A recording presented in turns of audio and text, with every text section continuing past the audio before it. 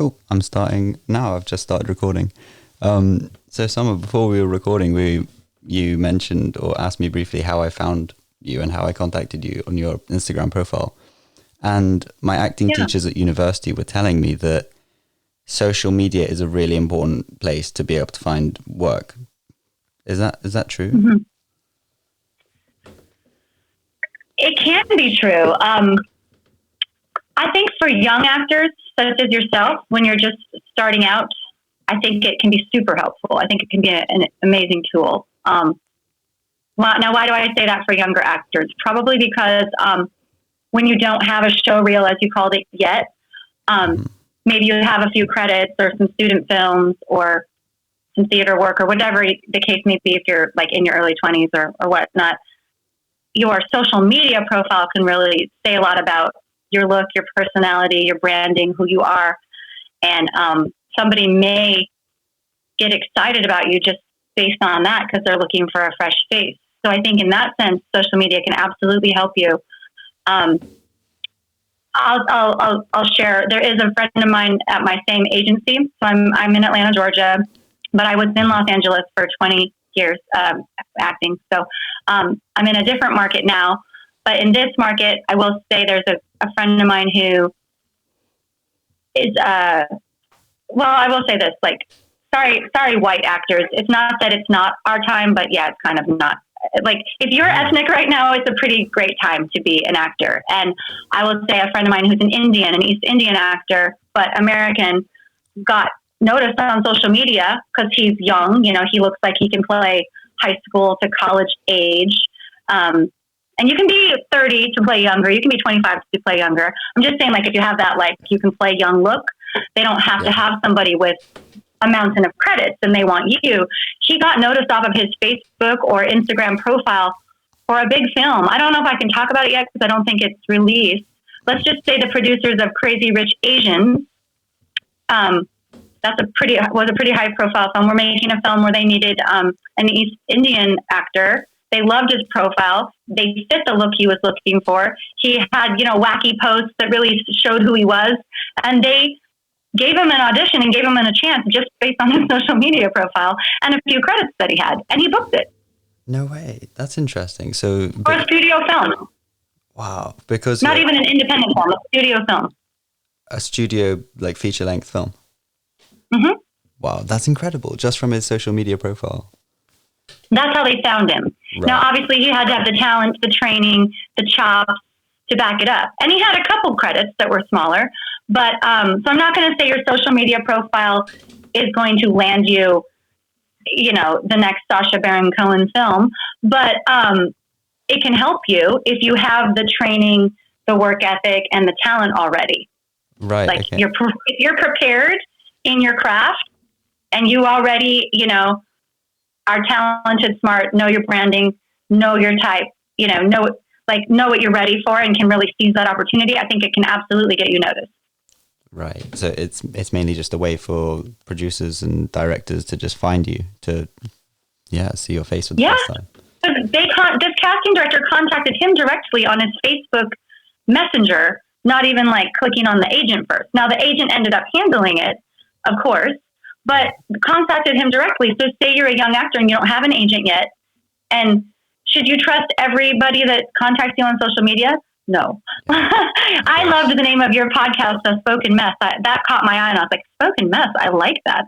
I'm kind of a spoken mess sometimes. I'm going to see what he's all about. And you're a cool person. You look like a trustworthy person. Do your research. Don't just say, don't just trust anybody on the internet. But like, you looked me up, looked up my profile, and said, "Oh, I want to speak to her." I think I absolutely think social media is an amazing tool for that. Wow, fantastic! And you mentioned that he'd has some wacky posts. I've been considering putting some weird posts on because I have another Instagram profile for my acting. It's kind of like modeling. It's got some headshots, and I've made myself look a bit odd. Like, it looks like each one is a different character, like a different performance. I love that. Okay. You know what? I don't think it's about what can I do to stand out or what can I do to, look like the oddball. If you are just a bit quirky and offbeat, show it. Yeah, don't hold back. If you are a spoken mess, talk about it.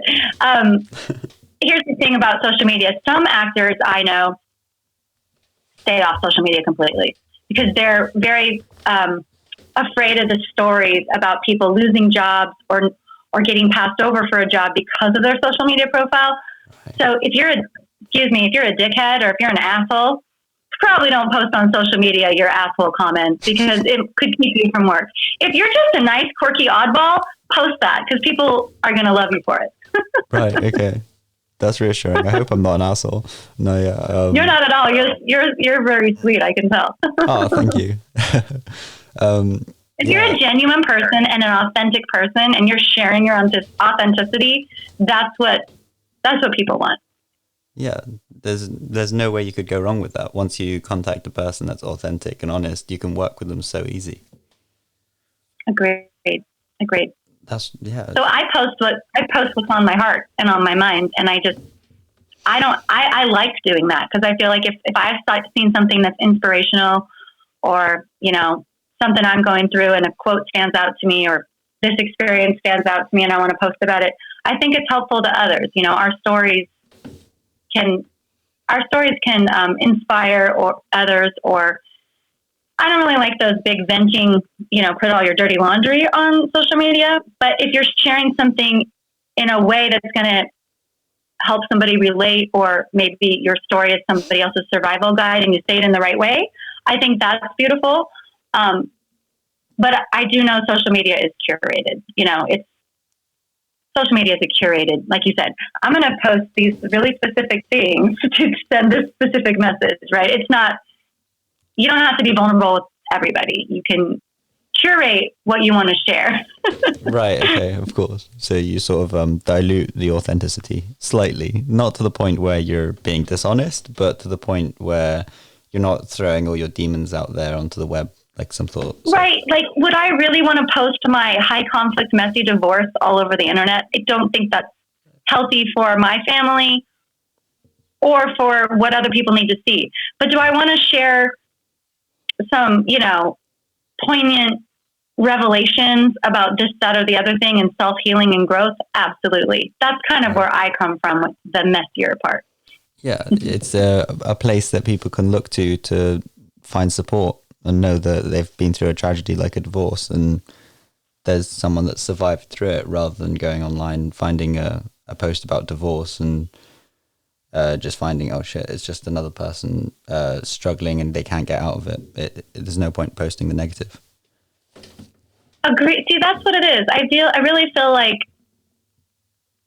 and this goes for acting too. If we're gonna be sharing on social media, or if we're gonna be creating stories, or as actors being a part of stories, I love that we're in a time now where we can help elevate consciousness as opposed to bring it down. Ooh, that's interesting. Like in a sort of spiritual sense. Yes, I really believe that.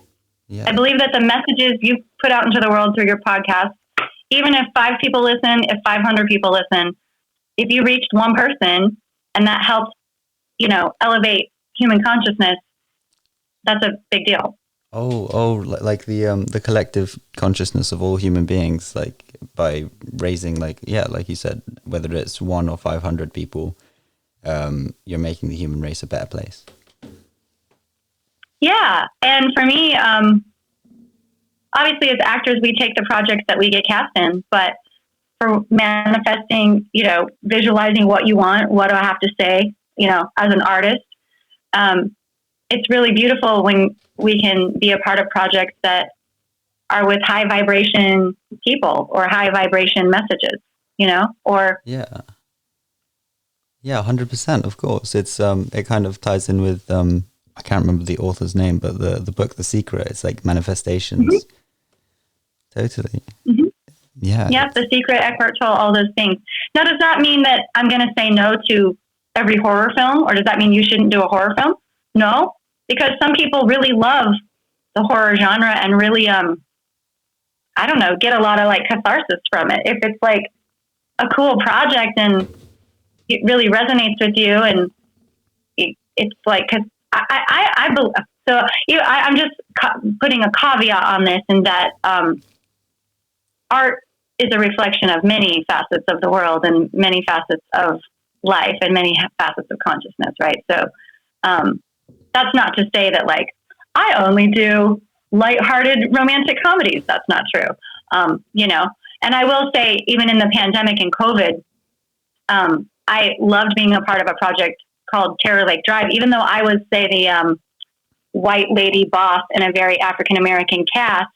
That story was important, about a single mom struggling with, the death of her husband, and I can share this because it's already aired on the show, the channel all BLCK, the AMC's version of African American programming.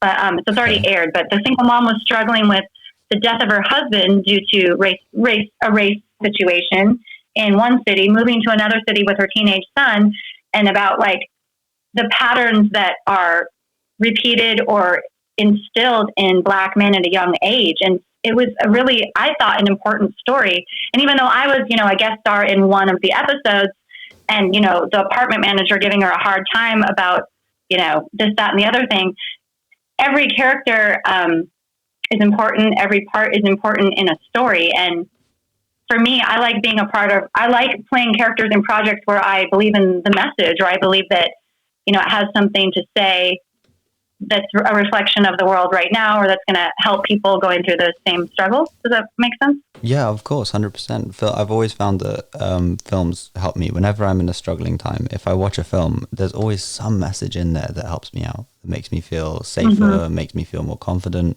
whatever it is. Yeah. And excellent. To find a story like that, for sure, you feel like you're helping people. You feel like you're kind of... I suppose you're a performing therapist. It's kind of like drama therapy, but you're not actually interacting with the audience in a way. Yeah, absolutely. And sometimes we find ourselves in that situation on set. I remember in that, I'm only bringing up that project because it's recent, and and I shot it in the pandemic. And, so everything in the pandemic is kind of a little heightened right now. To even be working on a set in COVID is kind of like so different than anybody's ever experienced, with all the, as we talked about, no touching and masks and 6 feet apart, and how to even shoot things in a safe way.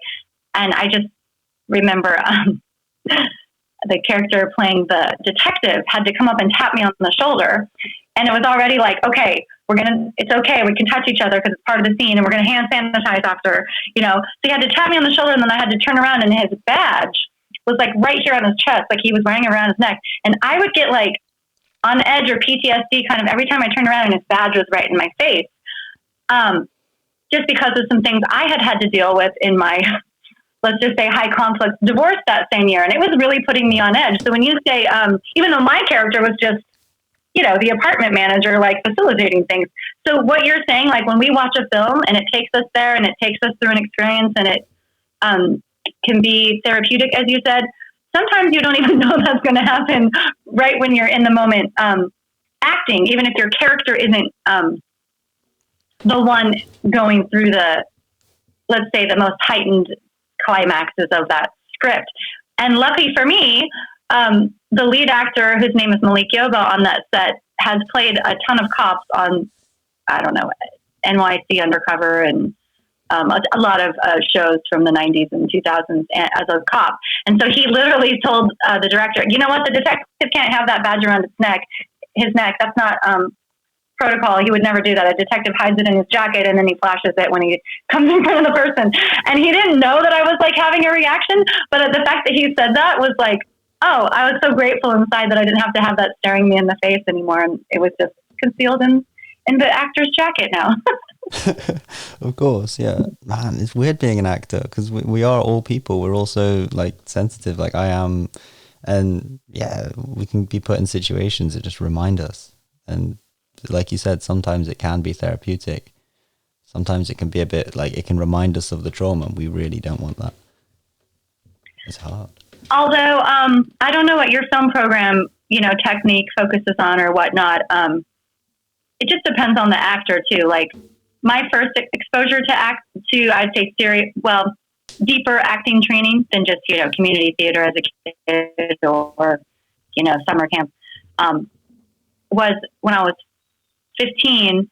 I was in high school, and my high school drama program had been cut due to budget cuts. I grew up in a small town in Oregon, and there was a professional from New York and LA from the Actors Studio, and I'm sure you've heard of the Actors Studio. I have. The Actors Studio. Okay, so she was a member of the Actors Studio, but she happened to be from the area close to where I was from, and she was coming to kind of have a retreat from New York and LA, and who knows her reasoning. Sometimes actors just need to go back home and take a retreat. So what she was doing in that time was teaching a method acting class at the Black Box Studio Theater at the Performing Arts Center in the small town. And it was for adults, but somehow I convinced my mom to audition, and I got into the class. I was the only one under 18. Everyone else was, older, really, like 30s and 40s. And because it was a small town.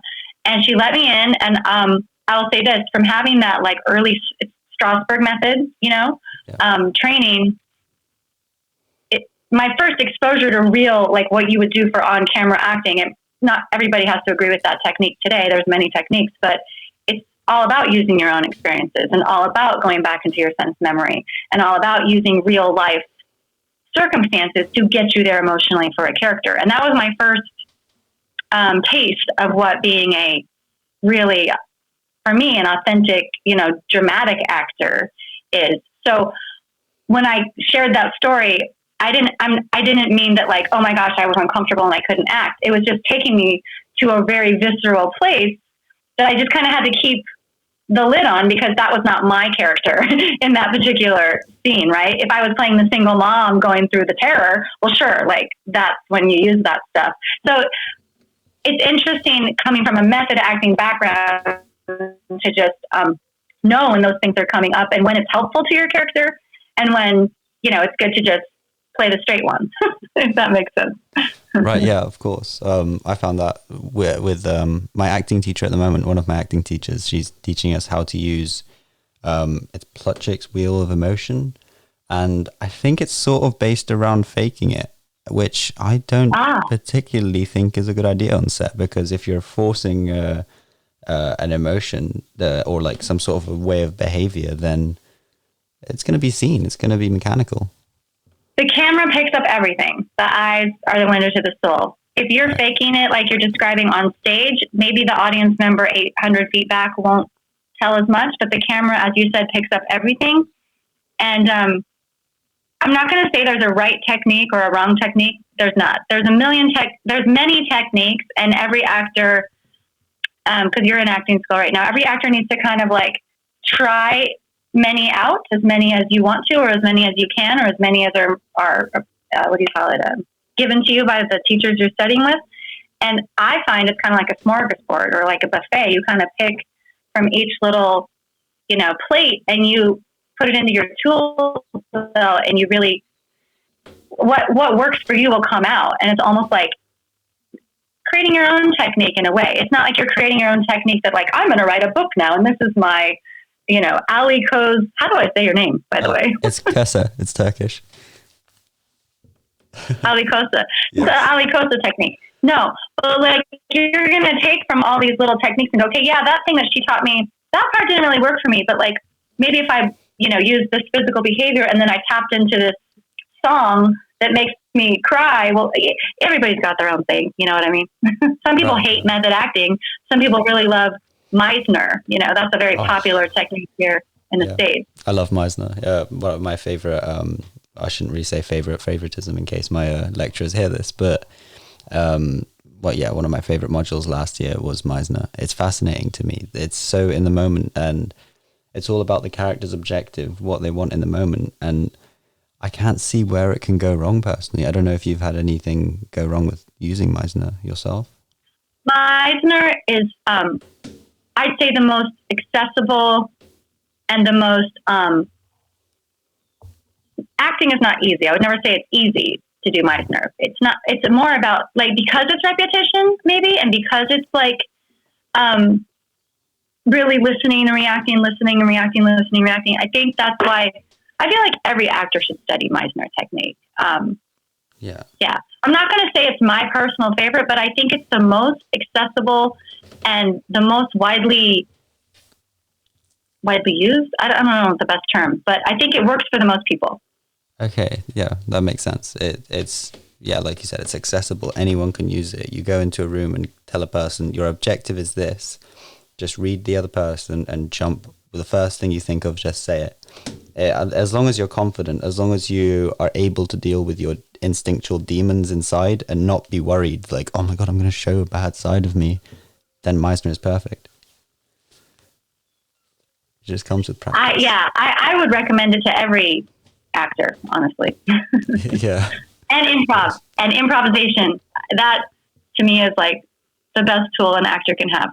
You know, Right. Yeah, you memorize the script. Yeah, you memorize your lines, but improvisational training, being an improv actor, even if you don't choose to be part of an improv troupe and perform, comedy every night or sketch comedy, I think improvisational training can help an actor in every given moment with, like, say you go up on a line, say you go up on a word, or say you're struggling with, a certain scene. If you have improv, you could, like you said, you can be confident enough to roll with it, even when those lines aren't coming to you so readily. You'll still be Right. natural and in the moment and find your way back. 100%. Yeah. Improv is fascinating. It's basically Meisner, but not to the extremes that Meisner takes it.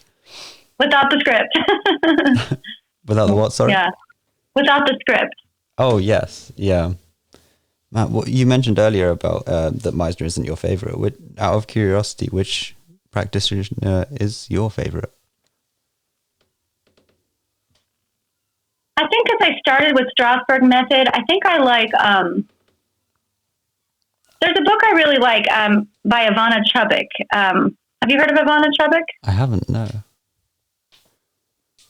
What is it called? The Actors. There's a couple of my favorite books that I really love and would recommend. Okay, Ivana Chubbuck is a Los Angeles acting teacher who has been a film coach to some of the greatest performances. I believe she coached Charlize Theron in her monster Oscar-winning role, and Halle Berry in Halle Berry's Oscar-winning Monsters Ball. I know she's coached Brad Pitt and some of the other big ones. Even like Jessica Biel, I believe she was her coach on Texas Chainsaw Massacre of all things, but helped her get there, emotionally for that character. She's Ivana Chubbuck. Her book is called The Power of the Actor, The Chubbuck Technique. I don't have a favorite technique, I'll be honest with you. I've been acting since I was, 10 years old in community theater, and I told you, started really getting serious about it personally in high school, and then I got a theater degree in college, and then went on to film and whatnot, classes and training and career stuff in Los Angeles. So I don't have a favorite technique, but I think The Power of the Actor, the Chubbuck technique, why I like it, is it takes the idea of Strasberg method, but it's modern. Instead of, like in Strasberg method, they want you to like do all this, relaxation is very important, but they want you to do like so much relaxation, and then they want you to go back in your sense memory like 5, 10, 15 years ago. How does that help a 15-year-old or a 20-year-old? Not a lot. Right. So like Chubbuck is about using an experience that's like going on right now. Like, what is pissing you off right now, Ali? Like what is really getting under your skin right now? Or like if you have to cry, it's like you're thinking about that most recent thing that was tragic to you, as opposed to like having to go back 10, 15 years and recreating this. Like, it's more modern. It's like, what can I use right now that's visceral and in the moment that's going to help me get visceral and in the moment as the character? Hers is very, like you said, you can't fake an emotion. You can't fake, the camera will see. So in order to get the most, like if you're playing a character that's like walking on air and blissful and like this funny, happy-go-lucky character, but you're in a pandemic and you're depressed, like how do you get there, right? So it's like, it's using things in your immediate personal life that help you get to the state the character needs to be in naturally, I guess. I like her technique, Chubbuck technique. It makes a lot of sense, yeah. Like, for example, if you're playing a happy-go-lucky character and you're not feeling so happy in your life, you remember the last time that you did feel that happiness. If you gave your child an ice cream and they smiled with glee and that made you smile, you'd remember that, you'd hold on to it, and then you'd push it. Those are kind of the techniques that I really love, is because I love that because I know that I'm bringing myself to every role that I play.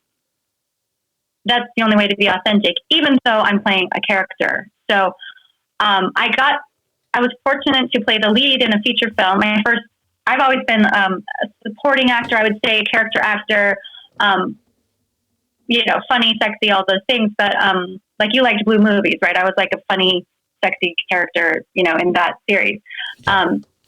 Or like on Tyler Perry's Sisters, I was a nurse recently. So I always play like the supporting or the character role usually, but I got to play the lead in a full-length, SAG feature film shot in my home state of Oregon, on location. And when you're a lead in a feature film, whether it's low budget or studio, you're carrying the film, I mean, when this film comes out soon, whatever streaming platform it comes out on, it'll say, my name's first, starring Summer Menkee. That's the first time. That's amazing. And then the other actor's name's after mine. That's the first time. That was different for me than showing up on set for a day and being, this nurse, or showing up on set for a couple of days and being this funny friend. When you're carrying a project, how do you bring it every day? You better have a strong technique. And so I like that we're talking about this, because for me, I was playing kind of a heightened character. It hasn't come out yet. It's called Hello from Nowhere. And it'll come out probably in the end of 2021. They're still in the sales market. But I got to play a theater actress from New York, glamping in the woods, like kind of out of place, it's like New Yorkers in the woods. It would be like, I don't know what's the equivalent of that, like some West End London theater folks in like the sticks of the country of London, camping. Like that's kind of what it was. Right. But the American, yeah. And so I was this heightened musical theater character, singing all the time and singing all the like musicals and always talking about the Broadway career I never had, and like in the woods camping, like, so a very heightened, fun experience. But then when you get to be a lead, I wasn't then I had to go to like really dark places. I had to be drunk and like believably drunk around a fire and having a huge ass fight with my husband, which if you look at my reel on IMDb, I've got a little scene in like a tent that's pretty dark, and like I saw that. I slap him, I had to go to dark places. So that's from that film. I got to like, I won't say too much. I got to, with that, the film is definitely not rated R, so you don't see much, but I had to skinny dip in like a cold ass lake. There was a lot of things I had to stand on my head. There's a lot of things I got to do in this film that were fun, challenging me to the nth degree, to both like farcical, comedic, musical theater, campiness, to like believably being drunk and having a dark fight with my husband. So I believe in those circumstances, I don't rely on Meisner personally. For me, I have to go deeper. I have to like really dig deep down into Summer. And for me, Strasberg method or Chubbuck method, or using experiences from my own life to relate to the character, and then going a step further with it. Stella Adler, I love too. Stella Adler is also from that.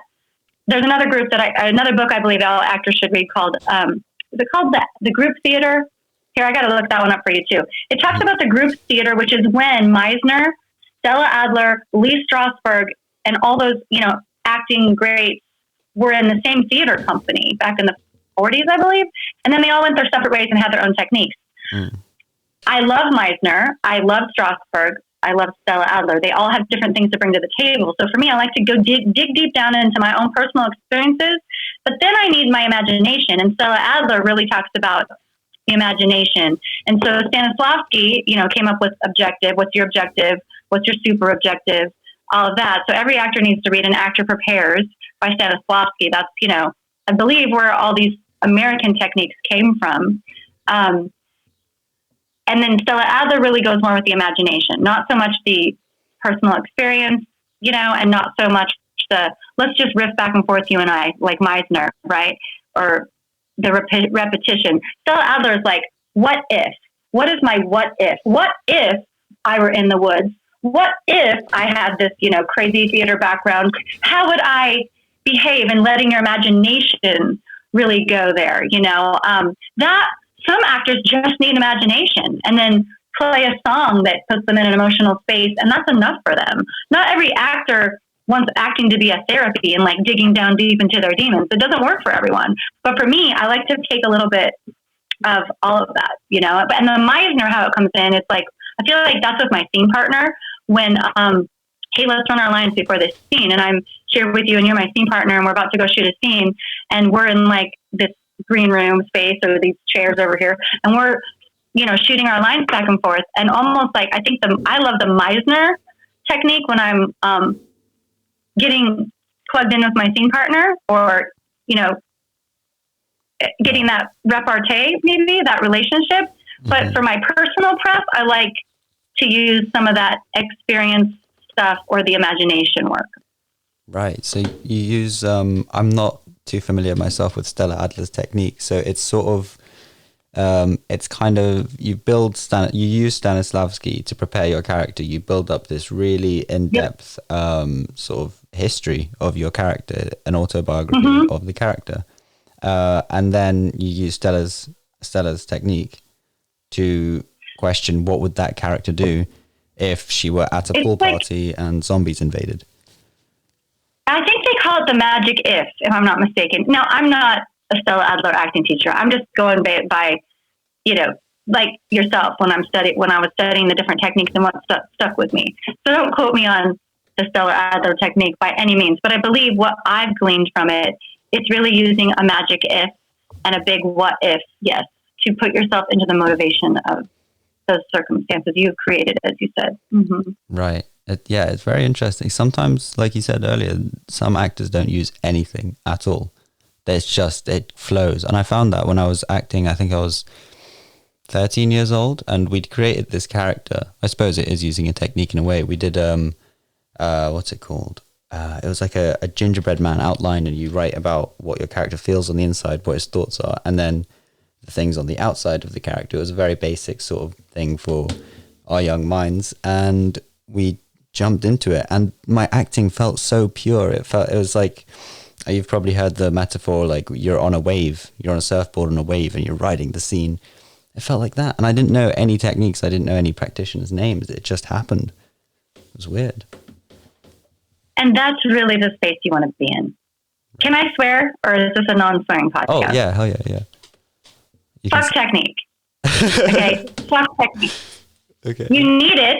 You need a strong foundation as an actor. You need to study. You need to know your craft. You need to be a craftsman because you're going to need technique one day. That wave you rode is not going to happen every time. That's like the wave of inspiration, the zone that every actor craves to be in and misses so desperately when they're not working on something, right? So when you're not riding that wave of inspiration and you're not in that zone because you're having a hard day or your dog died or your girlfriend just broke up with you or any number of circumstances, you had a flat tire on the way to set or that audition or that class, you absolutely need technique because that will carry you every time and you can still give an honest performance. But you're in school and your teachers are teaching you technique and you're getting that solid base foundation. And when you're playing a role, whether you're in a scene with your scene partner in class or you're creating a short film and shooting it with your buddies on an iPhone or you're cast in something great, if you can get into the zone you just described and you're not thinking about anything, you don't want to be thinking about technique or homework. Basically it's like do the homework and then leave it at the door. When you go take the test, you don't get to look at your notes. You don't get to cheat, right? You're taking the test and what flows out of you flows out of you. And in acting, the beautiful thing is there's no right or wrong answer. In art, there is no right or wrong answer. So I say when you're acting in the moment and you're not preparing, you're not studying your lines, you're not doing rehearsal with your scene partner or your teacher, or you're not in rehearsal, you're acting, fuck technique. It is just you and the words flowing out of you, as you said. That's where you want to be. That's exactly where you want to be. Right, fantastic. Well, I'm very pleased that I've already been able to find that naturally. It's a sign that hopefully I've got some success ahead of me. It's interesting. Another time. So the reason you found that is the reason you will probably never ever leave acting, because that experience is one of the most profoundly blissful things, isn't it? It is 100%. It's almost like a drug. You feel so good, especially afterwards. You're like buzzing. It's amazing. It's euphoric, right? Yeah, 100%. It's interesting. I found that A drug. Yeah. It is. Some people call acting an addiction, which is funny. Really? But that would be the only reason they would ever say that, right? Because of what you just described. Because of the euphoric effect. That's interesting. Yeah. Have you ever heard of anyone that's gotten addicted to acting? No, I'm kidding. Okay. I only say that because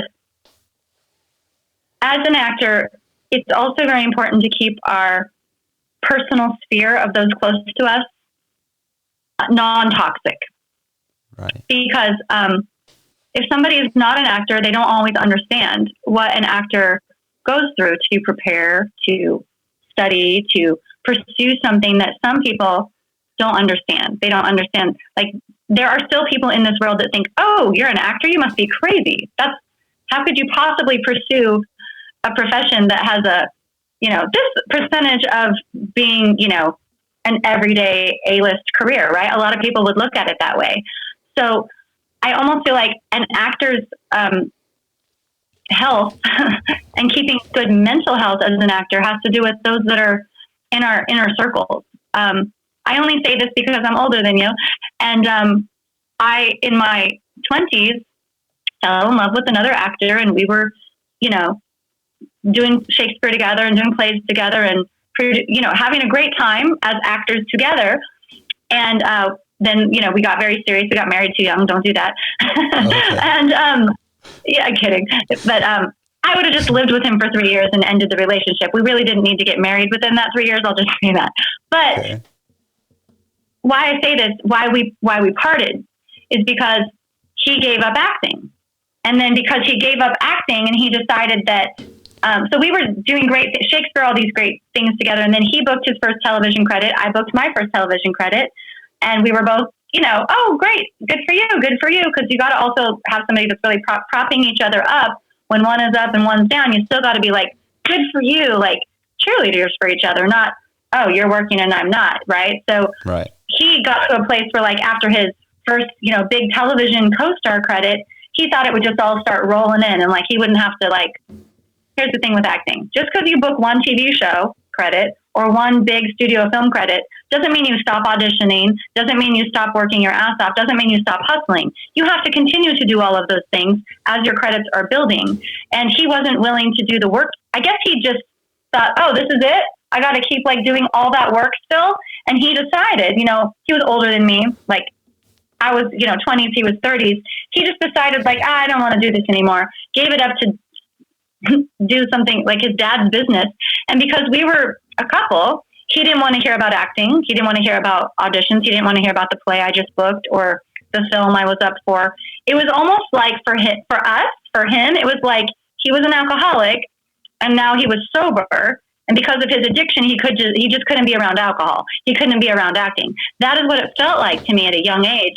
And it messed with my mind a bit. Like it was toxic. So that's what I mean. Like, no, I don't think you get addicted to acting. I'm joking about that. Yeah.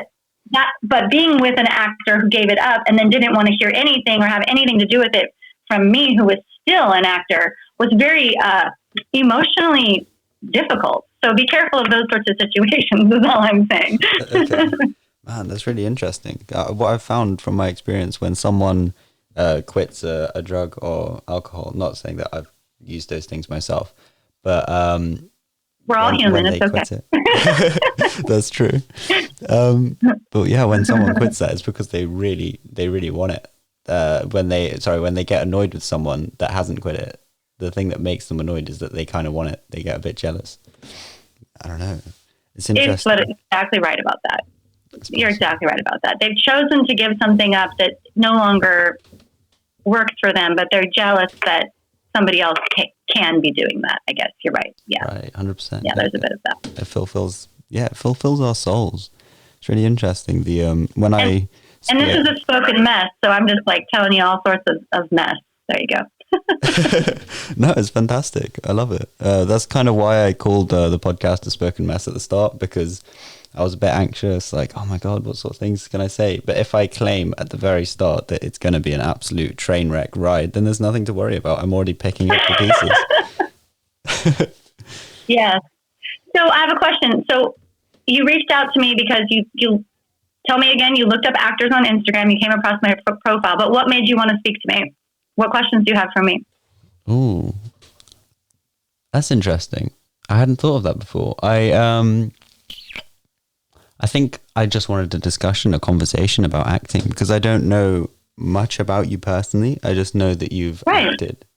I know that you have the skills, the talents to be able to play diverse roles, such as, the as you said, like the silly, funny, sexy girl in Blue movies, as well as the serious nurse that's telling this. I think he was a footballer, that he can't play football anymore because he's hit on the head, and that. Oh right, the university advisor. Yeah, that was a good one. You can watch that. Swipe Club is on Amazon Prime. So where I'm the university advisor and I'm telling the football player, I'm sorry, you have serious brain contusions. You're going to lose your scholarship. You can't play anymore. That's a great scene. And that movie is on Amazon Prime. It's a comedy, actually, a college comedy. Oh, fantastic. I will give that a watch. Swipe Club. I might watch that you tonight. can look at it. Awesome. Okay, cool. Yeah, it's very interesting. Man. Sorry, I didn't mean to cut you off. Blue Movies was a series on Spike TV, and, that's from a while ago, but that was out there on the internet for some time. That was like 5 million views on YouTube or something, because it was a comedy about a porn studio. You don't see that all the time. Yeah, I found it hilarious. Like, usually you get those sort of the innuendos in movies that aren't about sex, but the whole movie's about sex, yet the innuendos are there. It's quality. Did you watch the series or just the clips? Just the clips, yeah. Yeah, they're pretty funny, right? Yeah. They are. I thought so. Do you know when you're like starting work on a film, that it's going to be amazing, like it's going to be big? Can you feel it in the air? Sometimes you can, but sometimes you also just have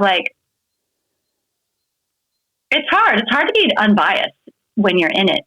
Everybody has high hopes that this is going to be like the next Emmy Award winning series, or this is going to be that film that makes it into Sundance and gets that flashy newcomer award. Everybody hopes for that, but do you know? I think you know when you're feeling magic. That scene you described, the football scene, that was an independent film in Atlanta. I had just moved to Atlanta from LA with my family. I have 2 kids, and we had just moved here 3 years ago, and that was the first thing I booked. And I was the first day on set. So here's the thing: it's an independent project, and I'm the first, one of the first scenes of the day on a project that's going to shoot a couple weeks. But I'm the first one. It was a pretty good indicator to me that, wow, these guys.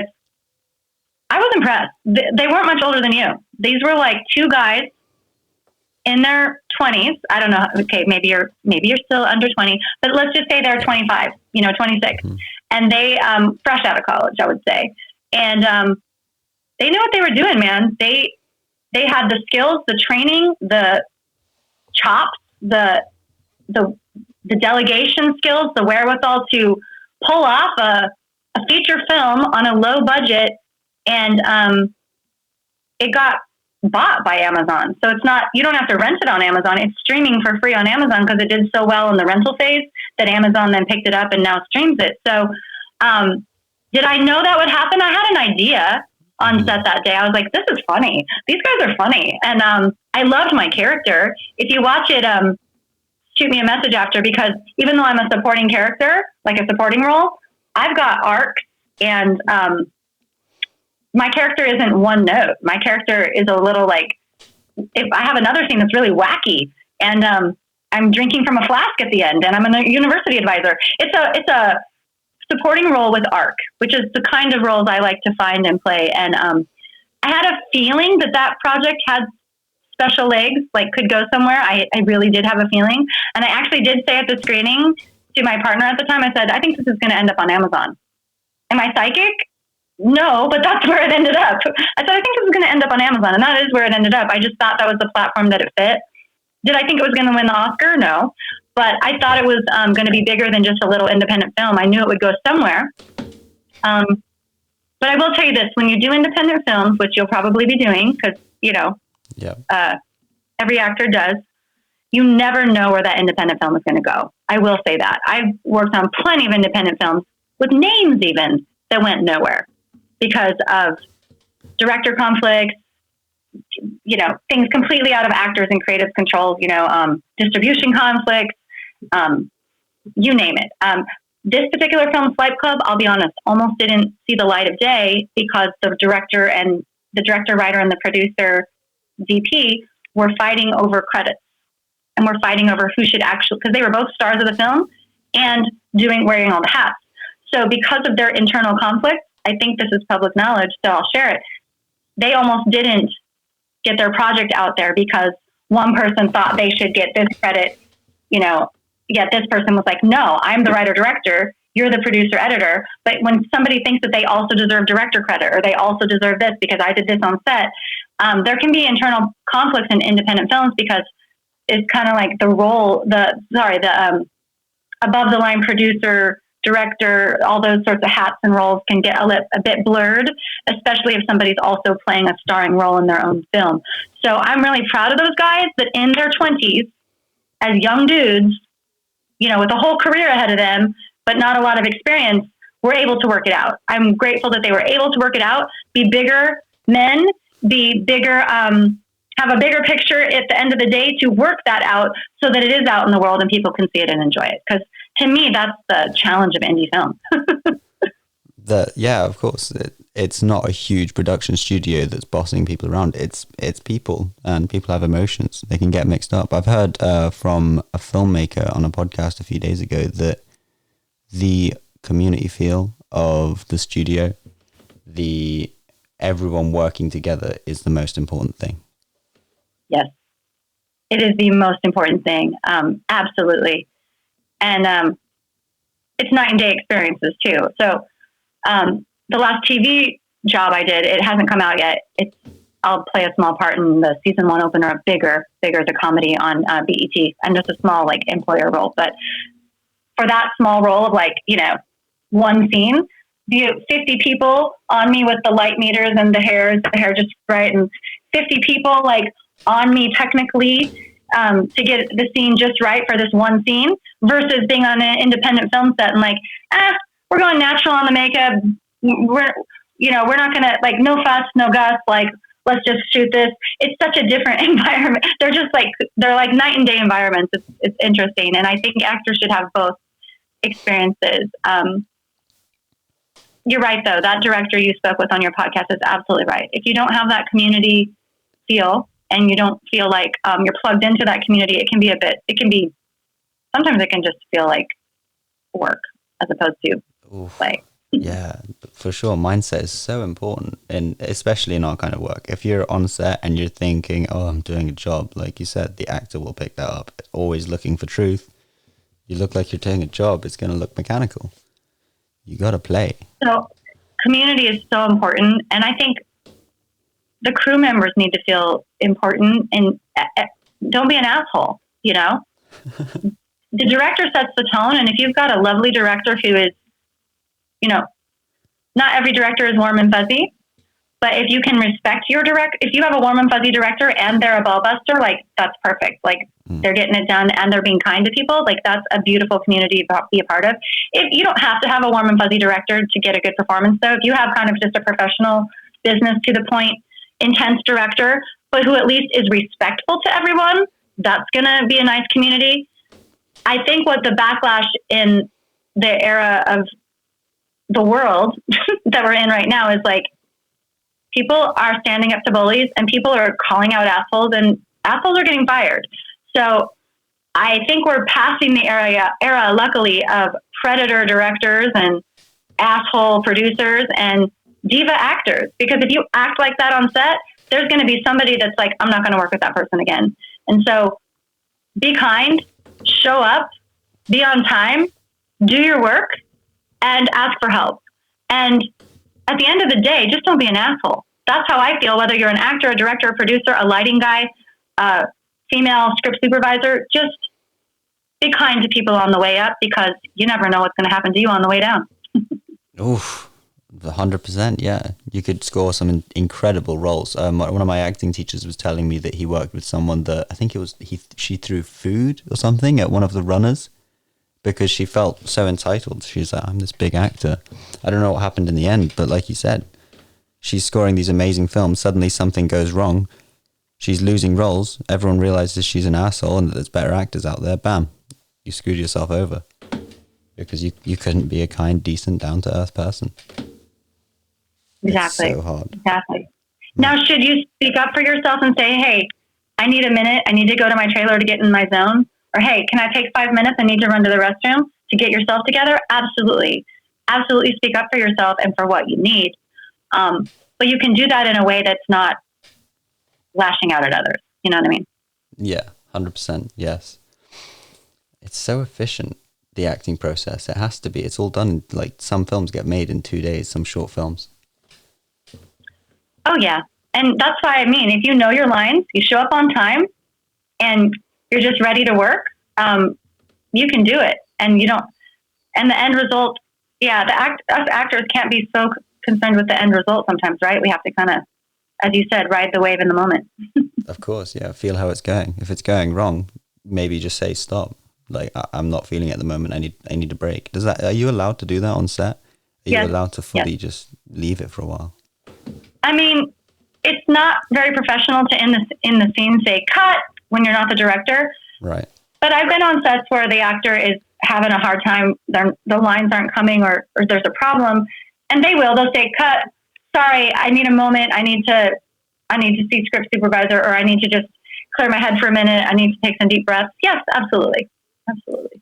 Right. And I guess the diversity of like actors that have worked in theatre as well as a mix of other things, it just hardens you. It hardens you so that on stage you can't do that, as you know. You can't in the middle of a stage performance be like, I'm out, peace out. I mean, I come from stage, so I'm not an actor that will say cut on set. I'm not an actor that will stop a scene, because I come from stage where the show must go on, and it goes on no matter what. 100%. But I've seen actors do what you're saying, because they're maybe just from film. And they know that like it's all going to be cut together and it's not a continuous thing. So they know that they can take their moment and do that. If I really needed to on film, I would. Yeah. If the scene was too much, if you felt like you couldn't think properly. But other than if I felt like it was going off the tracks and the vibe was there, absolutely. But I wouldn't. Here's the reason I say refrain from that. Sometimes what you're feeling as the actor of how it should go isn't what's coming off on screen, and isn't what's coming off to the director, and isn't what's coming off to actors don't know sometimes in the moment how it's coming across. And just because you feel like it's not going the way you planned doesn't mean it's not brilliant. That's why I would say refrain from stopping a scene unless you absolutely have a frog in your throat or you absolutely like got blocked. But if it's flowing differently than you planned, let it fucking flow. Don't stop the flow because the director might love it, or the audience might love it, or you might go back and go, oh, I had no idea how that was coming across, Yeah, 100%. Yeah, that actually happened, funnily enough, with one of the most famous actors, Jim Carrey. He was on set and I think he was playing a grandfather, and he forgot his line and he goes, oh, what's the line again? And he kept it in the film. How funny is that? How funny is that? It's so true. That's why we have directors, and that's why we have all those set people around us to make sure everything's going smoothly. Just stay in the moment. Of course, yeah. You can't leave. And if you get out of it, try to find it again. Yeah, that's really interesting. Really interesting. Oh, I will say this. So you mentioned, I do want to piggyback on one thing you said. You said blue movies stuck out to you and you thought it was funny. Yeah.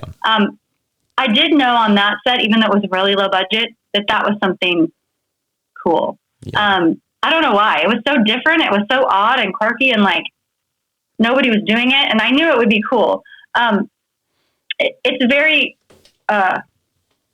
niche, like you can't show that everywhere. But I knew that we were doing something cool. And I knew that I was working with really talented people. And I don't know if you know this, but there's one scene of me where I don't know if it's in the clip or not, but I'm basically like, there's two people covering my breasts and I'm talking. So the guy that's like, the intern with like the big eyes, he is very famous now. He is a series regular on Saturday Night Live, Beck Bennett. So you tune into Saturday Night Live, he's there every Saturday night. He got on that show after a big AT&T commercial. And, and then he does film. He was in the Bill and Ted's movie recently, the most recent one. He's a voice in this animated film I love and my kids love called Sing. And he's a series regular on Saturday Night Live now.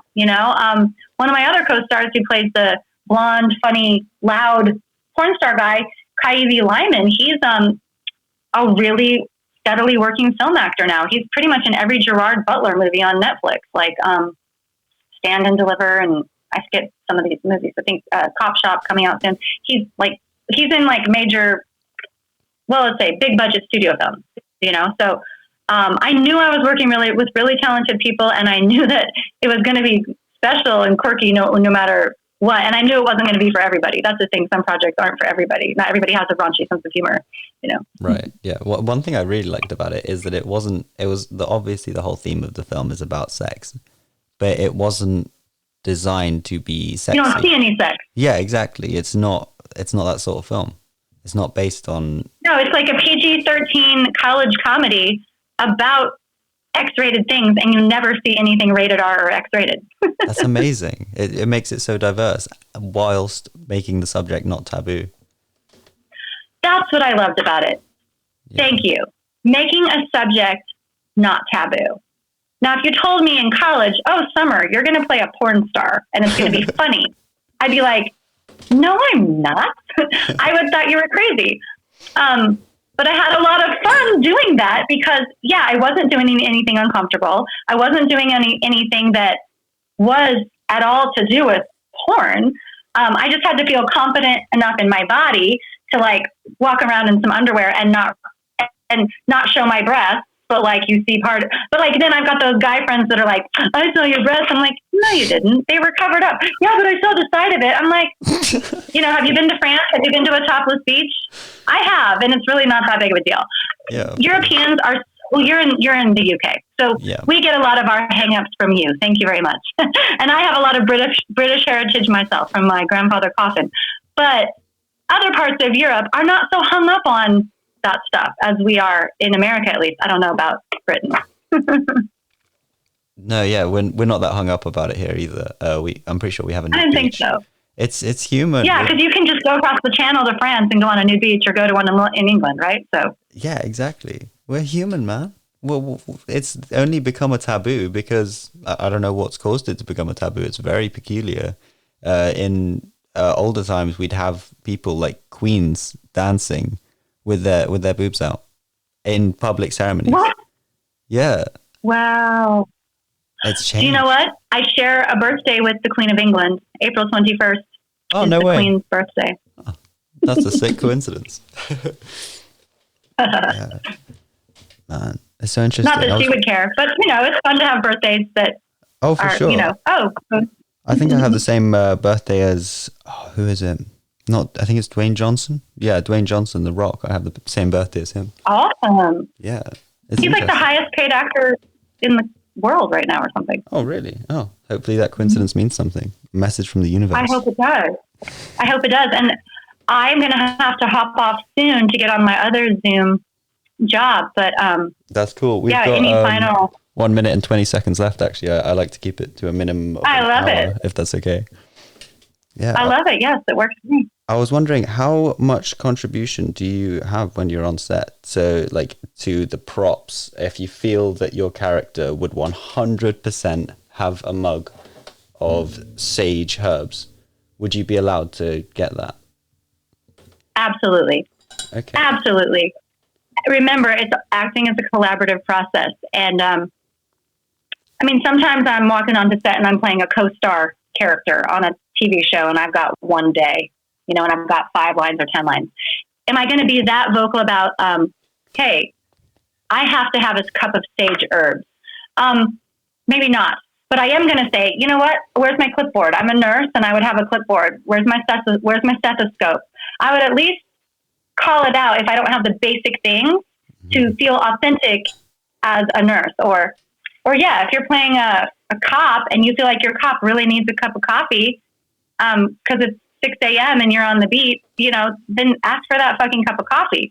I think it's about be specific, but don't be annoying. If you're the lead of that independent film at 22, or if you are lucky and you get on the next Spider-Man movie and you're playing Spider-Man's new best friend, fine. Cool. Get your cup of sage herbs.